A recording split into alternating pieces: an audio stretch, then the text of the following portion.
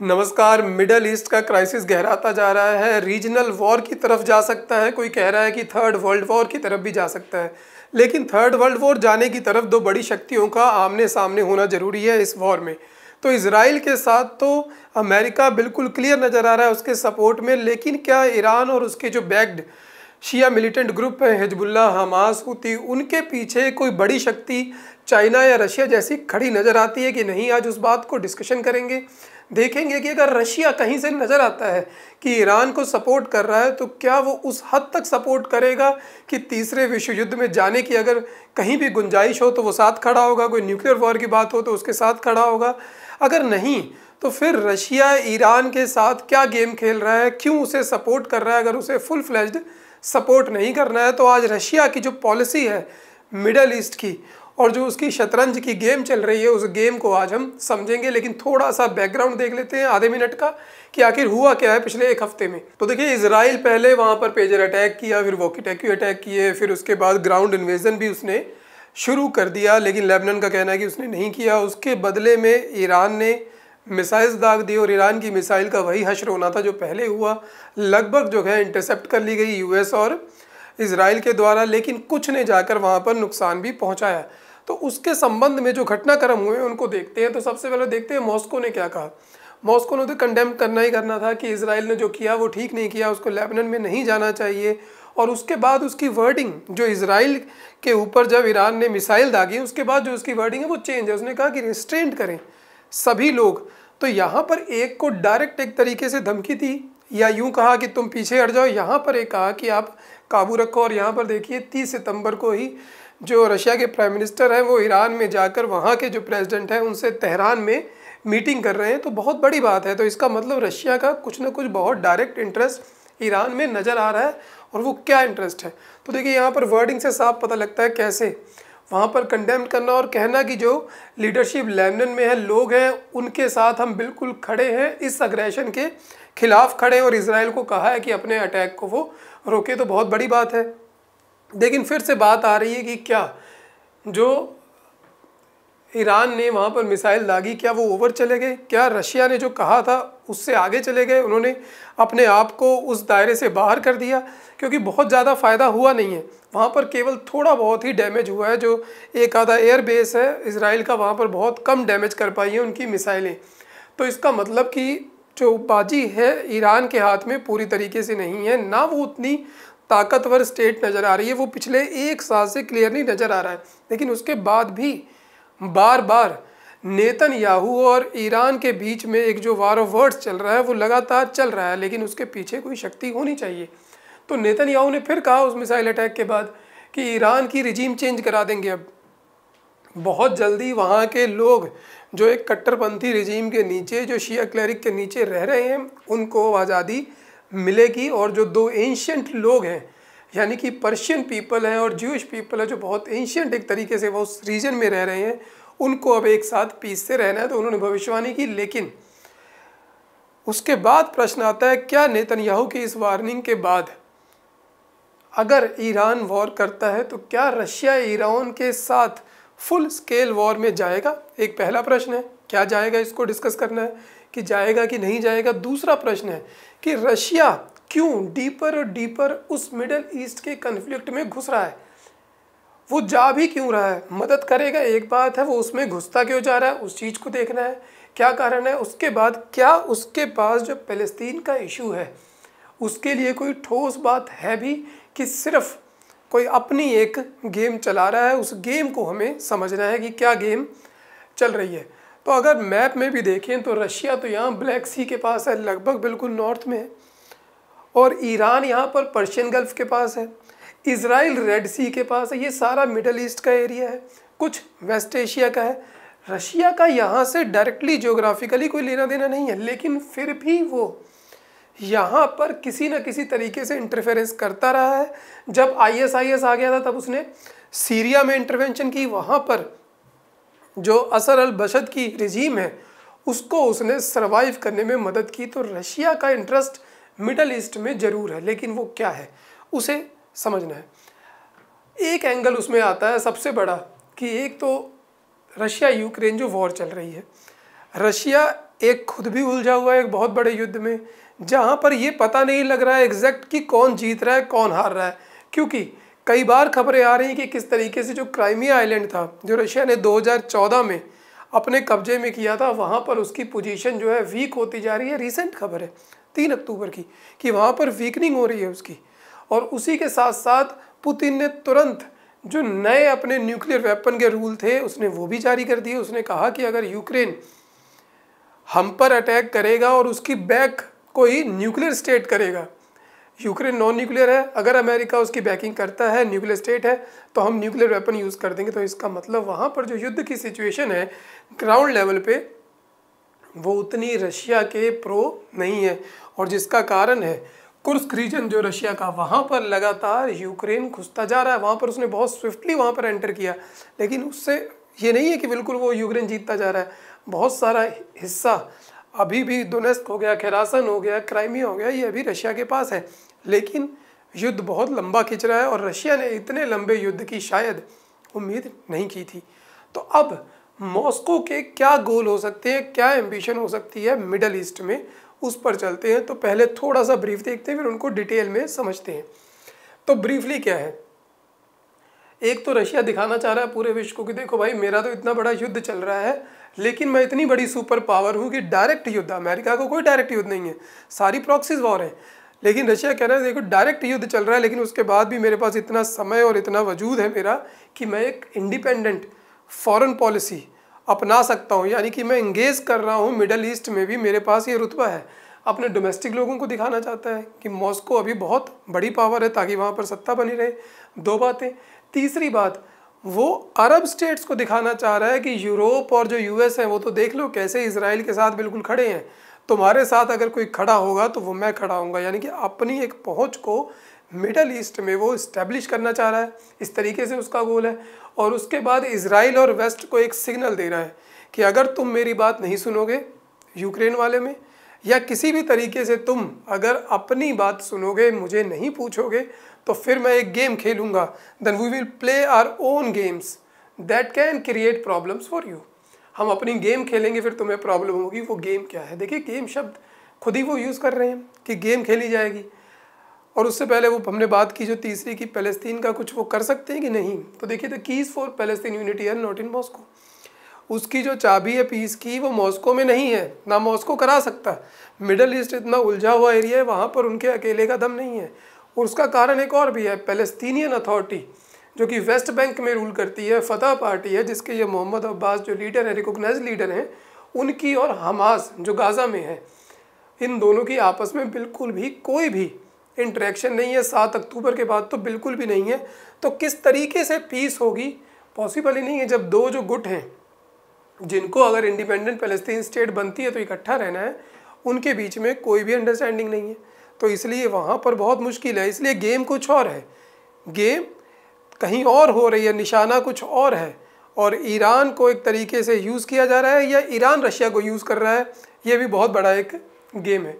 तो देखिए रशिया और जो ईरान के बीच में रिलेशन है वो जब यूक्रेन के ऊपर वार शुरू होती है 2022 के बाद, तब से बहुत इम्प्रूव होने शुरू होते हैं।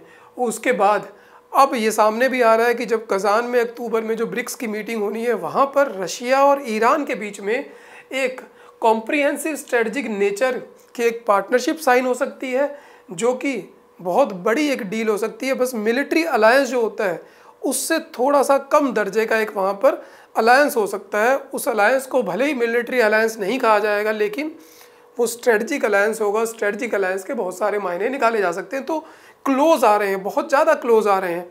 और अभी हाल ही में डिफेंस जो उनके फॉर्मर डिफेंस मिनिस्टर थे सर्जी शोइगो और मसूद पजेश्किन, इनके बीच में मुलाकात होती है। उसमें जो ईरानियन आर्म फोर्सेस हैं उनके जनरल कमांडर भी थे।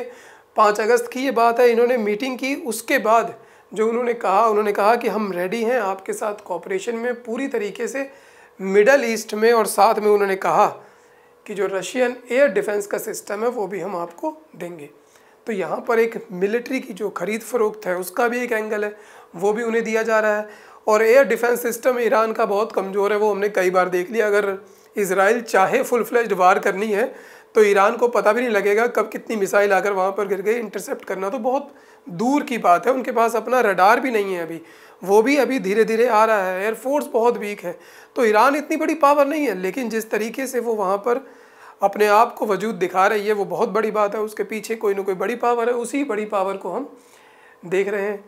लेकिन इसमें एक और एंगल भी है कि जब रशिया यूक्रेन वार चल रही है, वहाँ पर रशिया को ड्रोन चाहिए। रशिया का बहुत सारा जो असला है वो रोज़ यूज़ हो रहा है, रोज़ मिसाइल फेंकी जा रही है, रोज़ ड्रोन जा रहा है जिसको यूक्रेन नष्ट कर दे रहा है। रशिया को ड्रोन चाहिए, वो किससे ले रहा है?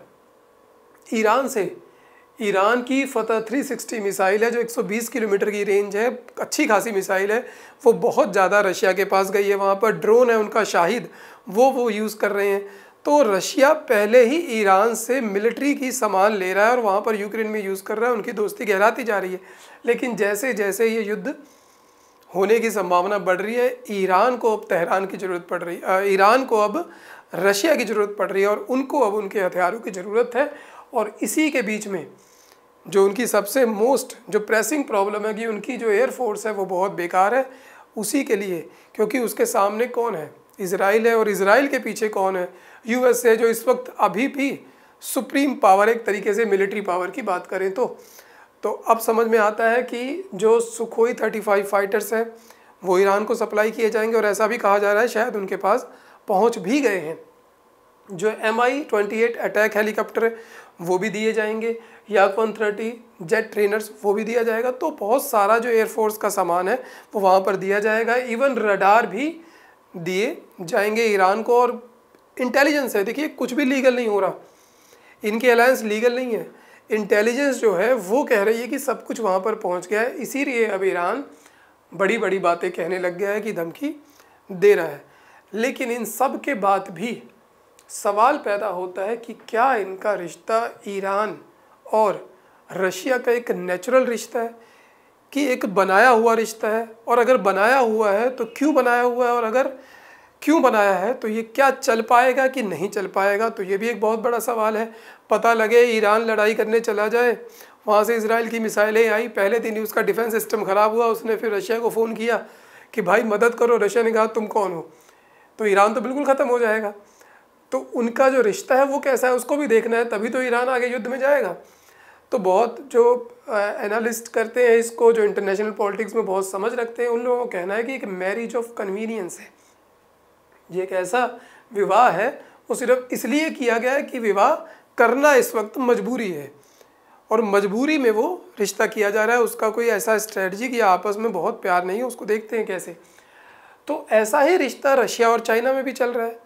लेकिन रशिया और चाइना में जो रिश्ता है वो थोड़ा सा इससे मजबूत है, उसमें बहुत सारे फैक्टर हैं। चाइना एक बहुत बड़ी खुद मिलिट्री पावर है, बहुत सामान दे सकती है, टेक्नोलॉजी दे सकती है, इकोनॉमिक पावर है वो दे सकती है। लेकिन ईरान कहाँ वैसा है, तो इसलिए उससे भी एक लोअर ग्रेड का रिश्ता है। ना ही ये वैसा रिश्ता है कि जैसा कि चाइना का जब स्टैलिन और माओ जेडोंग होते थे उनके बीच में एक मिलिट्री अलायंस थी चाइना के साथ, अब वैसा रिश्ता भी नहीं है, लेकिन उससे नीचे का है। और जो ईरान का है वो उससे भी नीचे का एक रिश्ता है। अब बात आ रही है कि जो इतने हथियार दे रहा है तो उससे क्या होगा? जब मैरिज ऑफ कन्वीनियंस है तो हथियार क्यों दे रहा है? तो हथियार वो दे रहा है इसलिए कि वहाँ पर थोड़ा सा जो बैलेंस ऑफ पावर इजराइल के पक्ष में झुका हुआ है और यूएस के पक्ष में झुका हुआ है, उसको थोड़ा सा चेंज किया जाए। वो अभी तो इतनी जल्दी चेंज नहीं होगा, वो तो दिख रहा है युद्ध में किस तरीके से इजराइल चारों तरफ हमला कर सकता है। लेकिन अगर धीरे धीरे इजराइल से या ईरान के पास हथियार पहुंचते रहेंगे तो क्या होगा? फिर धीरे धीरे वहाँ पर बैलेंस ऑफ पावर चेंज होगा। वो बैलेंस ऑफ पावर चेंज होगा तो वहाँ पर मुश्किल आएगी। यही मुश्किल की घड़ी है जो यूएस और इजराइल फेस कर रहे हैं, बिकॉज दे न्यू कि जो ईरान है वो धीरे धीरे शक्तिशाली हो रहा है। जब आपका दुश्मन धीरे धीरे शक्तिशाली होने लग जाए तो आप बहुत बड़े डायलेमा में हो जाते हैं, कंफ्यूज हो जाते हैं कि अब करें क्या, कि वेट करें कि शक्तिशाली हो जाए फिर हम पर हमला करेगा कि नहीं करेगा, या शक्तिशाली होने से पहले ही उस पर हमला कर दें। तो जो इजराइल और यूएस की अभी स्ट्रेटजी चल रही है वो ये चल रही है कि ईरान को स्ट्रॉन्ग होने से पहले ही फिर से कमज़ोर कर दिया जाए, जो कि नेतन्याहू ने खुद अपनी यूएन की स्पीच में कहा कि मेरे अटैक के बाद जो ईरान का जो न्यूक्लियर वेपन बनाने का उसका जो प्रोजेक्ट था वो एटलीस्ट मैंने डेकेड्स डिले कर दिया, डेकेड्स। यानी कि 10-20 साल के लिए मैंने डिले कर दिया है, उनको इस तरीके से उलझा दिया है। तो देखिए अपने दुश्मन को कमज़ोर किया जा रहा है। क्यों किया जा रहा है? क्योंकि वहाँ पर रशिया हथियार भेज रहा है। हथियार भेज रहा है तो यूएस और इज़राइल को अपने दुश्मन को कमज़ोर करना है। तो इज़राइल तो बिल्कुल चाह रहा है कि युद्ध हो जाए, लेकिन ईरान और रशिया क्या चाह रहे हैं ये बिल्कुल क्लियर नहीं कहा जा सकता। तो अब देखिए इनमें क्या दोस्ती है, मैरिज ऑफ कन्वीनियंस है, क्यों शब्द यूज़ किया गया? इनके बीच में कोई आइडियोलॉजिकल यूनिटी नहीं है, कोई इनकी जो वैचारिक जो समझ है या जो विचार हैं इनके वो एक नहीं है। अयतुल्ला खुमानी ने ही एक बार यूएसएसआर को, जब यूएसएसआर होता था, उसे लेसर शैतान कहा था। ग्रेटर शैतान है, जो बड़ा शैतान है वो यूएसए है, छोटा शैतान यूएसएसआर था। तो क्या अब वो छोटा शैतान नहीं रह गया? ऐसा नहीं है। अभी भी जो इलीट है ईरान की, जो बिल्कुल कंट्रोल करती है, उनके लिए अभी भी रशिया पे भरोसा करना मुश्किल है। और वही हाल रशिया का है। तो रशिया को भी लगता है कैसे ईरान पर भरोसा कर ले, क्योंकि रशिया जो खुद है वो सुन्नी इस्लामिक जो है उनके साथ उसने बहुत सारी लड़ाइयाँ लड़ी हैं। उसने मिडल ईस्ट में लड़ी हैं, उसने सेंट्रल एशिया में लड़ी हैं, उसने कॉकस एरिया में लड़ी हैं, चेचन्या ग्रुप से लड़ी हैं। तो उसने बहुत सारी लड़ाइयाँ लड़ी हैं। तो वहाँ का जो एलीट है रशियन का, वो भी इस्लामोफोबिक है, वो एंटी सेमिटिक भी है, वो ज्यूज़ के खिलाफ भी है, वो इस्लामोफोबिक भी है। तो जो रशिया है वो इस्लामोफोबिक एंटी सेमिटिक है, और जो ईरान का एलीट है उसको रशियन लोगों पर यकीन नहीं है, उसको वो छोटा शैतान मानते रहे। तो यहाँ पर सिचुएशन गंभीर है। इस तरीके से नहीं है कि दोनों बिल्कुल एक हैं। तो इनका जो अलायंस है वो मैरिज ऑफ कन्वीनियंस ही दिखता है। और दूसरी बात देखते हैं इकोनॉमिक पर्सपेक्टिव क्या है, ईरान के पास देने को क्या है और रशिया के पास देने को क्या है। दोनों की इकॉनमी वीक है, दोनों का भट्ठा बैठा हुआ है, इकॉनमी तो दोनों ही ख़राब है। और दोनों का देखिए जो मेन मोटिव है वो क्या है, वो तो न्यूक्लियर पावर प्लांट जो वहाँ पर बनाया था रशिया ने, उसके पैसे भी नहीं दे पा रहा ईरान। तो इकोनॉमिक पर्सपेक्टिव तो बिल्कुल ज़ीरो है।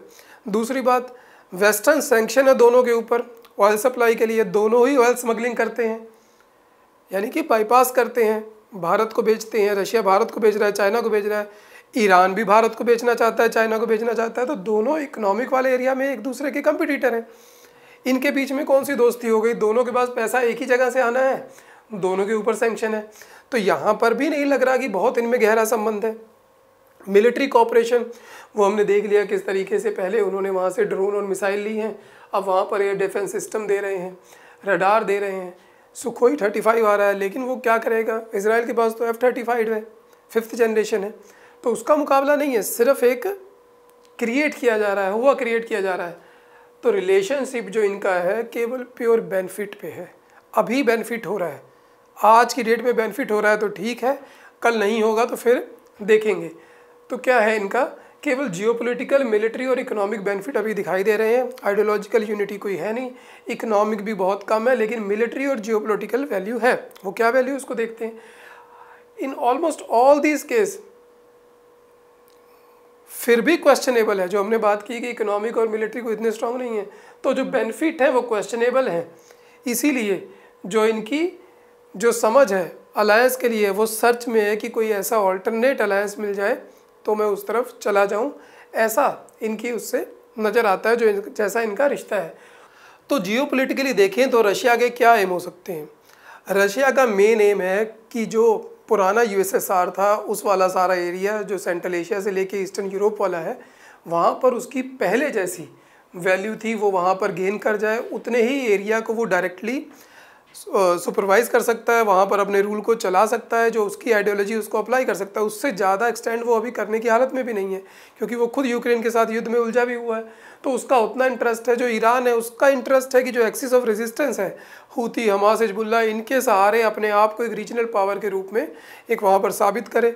एक शिया और सुन्नी वाला भी उसमें कंसेप्ट है, क्योंकि शिया सुन्नी का एक अलग से कन्फ्लिक्ट रहता है। तो ईरान एक शिया स्टेट है, तो वहाँ पर एक शिया वाला एंगल भी है, रीजनल पावर वाला एंगल भी है। लेकिन जो रशिया का एक और मतलब है जियोपॉलिटिकली ईरान के साथ एक समझौता करने का, तो रशिया का केवल एक ही कारण है कि किसी तरीके से ऐसा हो जाए कि यहाँ पर एक युद्ध छिड़ जाए, जो कि अभी छिड़ रहा है, और युद्ध छिड़ जाए फिर उसके बाद यूएस को अपनी जो सारी रिसोर्सेज है वो यहाँ पर झोंकने पड़ेंगे। जब यहाँ पर झोंकेंगे तो यूक्रेन में जो वार एफर्ट्स हैं पूरी वेस्टर्न पावर्स के, यूएस के, वो हल्के पड़ेंगे। जब वहाँ पर हल्के पड़ेंगे तो वहाँ पर रशिया ताकतवर हो जाएगा और अपने आप जो वो चाहता है उस तरीके से वहाँ पर वो अटैक करके उतने हिस्से को हासिल कर सकता है।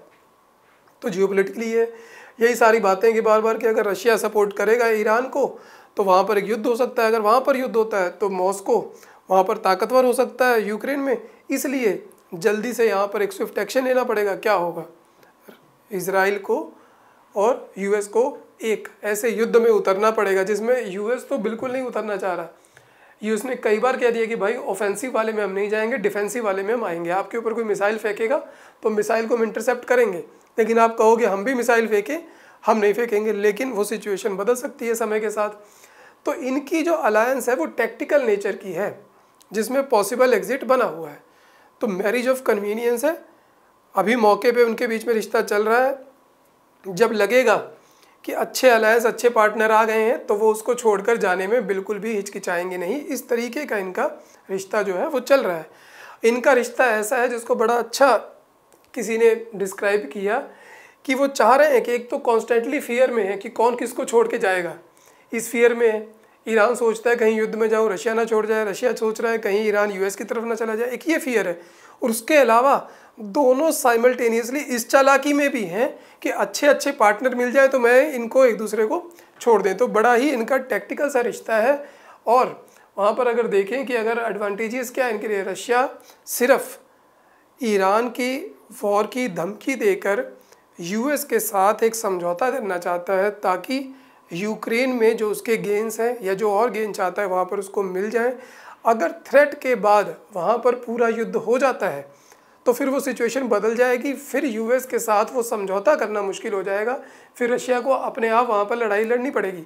तो रशिया का जो मेन एम है, जो हमने पूरी डिस्कशन की उससे यही निकल कर आ रहा है कि उसका जो मेन एम है वो केवल और केवल वो अपने वाला यूएसएसआर वाला एरिया है, ईस्टर्न यूरोप है, सेंट्रल एशिया है, और सारी जो उसकी पॉलिसी है वो यूक्रेन के आसपास ही घूम रही है। उसको बिल्कुल सही लिखा है, क्रेमलिन की जो गेम है क्लियर है, seems clear to use Middle East as an instrument of Putin's Ukraine policy.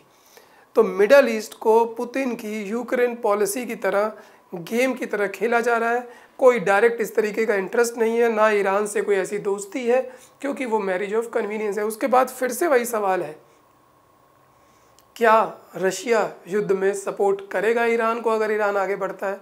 तो फिलहाल के समय में वो ज़रूर करेगा, लेकिन कब तक करेगा ये नहीं कहा सकता, कितना करेगा ये भी नहीं कहा जा सकता। न्यूक्लियर अगर वॉर की नौबत आती है तो क्या ईरान को बचाने के लिए वो यूज़ करेगा ये भी नहीं कहा जा सकता। हाँ, लेकिन एक बार ईरान के साथ वो जाएगा ज़रूर, चाहे लिमिटेड लेवल तक जाए, लेकिन जैसे ही उसका समझौता होगा अगर यूएस के साथ किसी भी एंगल से यूक्रेन को लेकर, तो वो तुरंत अपनी आप की पॉलिसी को रिवर्स कर देगा और उसके बाद फिर वो अकेला हो जाएगा ईरान। और फिर ईरान क्या करेगा ये कोई नहीं जानता, क्योंकि उसकी जो मिलिट्री है बहुत वीक है। अभी तो दोनों के झंडे एक साथ हैं, लेकिन ये मैरिज ऑफ कन्वीनियंस कब तक चलेगी? इजराइल और गाज़ा के युद्ध जिस तरीके से रीजनल वॉर बनता जा रहा है वो कितना बड़ा होगा, क्या थर्ड वर्ल्ड वॉर होगी? और ये सारा कुछ हमने देखा कि किस तरीके से हर चीज़ एक गेम है। इंटरनेशनल पॉलिटिक्स में हर एक देश अपनी एक गेम खेल रहा है, अपने आप को सरवाइव कराने के लिए, अपनी जो पावर है उसको बचाने के लिए, इकोनॉमिक, पॉलिटिकल, जियोपॉलिटिकल सारे इंटरेस्ट को बचाने के लिए एक गेम है। बाकी सब तो एक बातें हैं। तो आज का वीडियो आपको कैसा लगा कमेंट ज़रूर करें, लाइक करें, शेयर करें। फिर मिलेंगे किसी वीडियो में ऐसे ही। धन्यवाद, जय हिंद।